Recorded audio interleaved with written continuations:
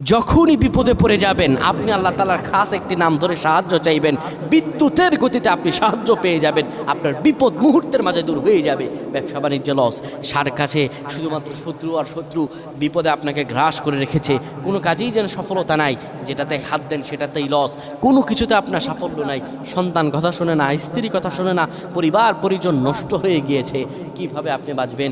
প্রবাসে আটকা পড়ে গেছেন, আসতেও পারেন না, কোনো কাজও পাচ্ছেন না, আপনি আমলটা করেন। এটি আমার কথা নয়, বিশ্বনবী মুহাম্মদ রাসূলুল্লাহ সাল্লাল্লাহু আলাইহি ওয়াসাল্লামের প্রিয় সাহাবী হযরত যায়েদ রাদিয়াল্লাহু তাআলা আনহু, তিনি একবার মক্কা থেকে হিজরত করে যখন মদিনায় যাবেন, ঠিক সেই সময় বিপদে পড়ে যান। ওনাকে একটি লোক বিপদে আটকে ফেলে এবং ওনাকে হত্যা করার চেষ্টা করে। তখন তিনি আল্লাহ তাআলার এই খাস নামটি ধরে সাহায্য চেয়েছিলেন, আল্লাহ তাআলা তাকে বিপদ থেকে মুক্ত করেছেন। সুবহানাল্লাহ। সেই দোয়াটা কি? তিনি যখন বিপদে পড়ে যান তিনি বলেন, আগিসনি ইয়া রহমান।